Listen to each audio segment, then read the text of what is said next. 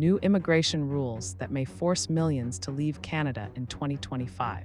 Canada, a country once celebrated for its open-door immigration policy, is now at a critical crossroads. Sweeping new immigration rules announced by the government could force millions of people, including temporary workers, international students, and even long-time residents, to leave the country by 2025 and beyond. In this video, we break down Canada's new immigration rules, the reasons behind them, and the lives they're about to affect. From cuts in permanent residency targets to new restrictions on student visas and job permits, this is not just another policy update. This is a turning point in Canada's immigration history. Make sure to subscribe to Relocation Made Easy and drop your thoughts in the comments. 1. The big policy shift, what's changing? Canada has always relied heavily on immigration to drive economic growth, fill labor shortages, and counter its aging population. However, over the last few years, the tone has shifted. The federal government has now announced significant cuts to both permanent and temporary immigration streams, starting in 2025. This includes lower annual targets for permanent residents, drastic reductions in temporary visa approvals, tougher eligibility rules across programs. And this is not a temporary measure. These are part of a 3-year immigration plan, 2025-2027, aimed at rebalancing population growth with infrastructure and housing limitations. Critics are calling it a crackdown. Supporters are calling it long overdue. Either way, this will change lives. 2 permanent resident targets slashed.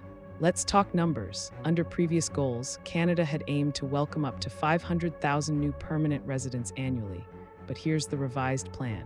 2025 395000, 2026 380000, 2027 365000. That's a 21% reduction over 3 years. The government cites rising housing prices, overburdened healthcare, and growing public concern as key reasons for the cutback. Even Prime Minister Justin Trudeau admitted they didn't get the balance right after the pandemic. But what does this mean for the thousands of people already in Canada, waiting to transition from temporary to permanent status? It means longer wait times, tougher competition, and in some cases, no pathway to stay. 3. Major reductions in temporary residence. Perhaps the most dramatic change is in how Canada treats temporary residents, a group that includes international students, temporary foreign workers, and visitors. As of 2023, temporary residents made up about 7% of Canada's total population. The government now plans to cut that down to 5% by 2026. That means 2025 67 3650 new arrivals, 2026 51 6600, 2027 54 3600. We're talking about over 150,000 fewer people in just 1 year. This change alone could force hundreds of thousands of people to leave, especially those whose permits will not be renewed and who don't qualify for permanent residency under new restrictions. 1 affected area. Work permits under the International Mobility Program, which will drop from 285,750 in 2025 to just 128,700 in 2026. 4 express entry reform. Job offers no longer give extra points.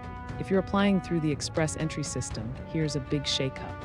Starting spring 2025, the Canadian government will remove extra points given for valid job offers in the Comprehensive Ranking System, CRS.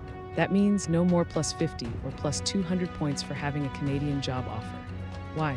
The government says it's to combat fraud in job offer trading and fake labor market impact assessments, LMIAs. But the fallout is real. Candidates relying on job offers to boost their CRS scores will be at a disadvantage. Temporary residents who had jobs and expected to stay may no longer qualify. It becomes even harder to move from a temporary visa to permanent residency. This move could unintentionally shut the door on many skilled workers already contributing to the Canadian economy. 5. Temporary Foreign Worker Program (TFWP) overhaul. The TFWP is getting stricter and fast. New measures include shortening work permit duration from 2 years to just 1 year for low-wage positions, stricter eligibility checks for employers, regional restrictions in areas with unemployment over 6%. The Trudeau government says this is to prevent exploitation and protect Canadian jobs. But temporary workers who can't transition to permanent residency may have no choice but to leave when their permits expire. And let's be honest, many of these workers have been in Canada for years, building lives, contributing to the economy. This is more than a policy shift. It's a mass displacement waiting to happen. 6. International students, from opportunity to uncertainty. Canada has always been a top destination for international students, with over 500,000 study permits issued in recent years. But that number is about to fall. The government has announced a cap on study permits, targeting around 437,000 in 2025. Cancellation of fast-track programs like the Student Direct Stream. New rules for post-graduation work permits, PGWPs. For example, students must now follow stricter attendance and enrollment rules. Violations, even accidental, can lead to visa revocation at the border. Working more than allowed hours could mean being barred from re-entry. Some students have already been deported or refused entry over minor violations. This atmosphere of fear and unpredictability is causing many to rethink Canada as a study destination. 7.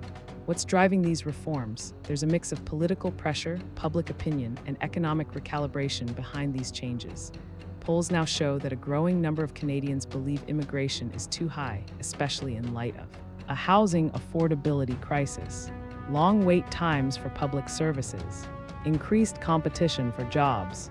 Opposition leader Pierre Poilievre has gone as far as accusing the Trudeau government of destroying the immigration system and proposed tying immigration numbers to housing construction rates.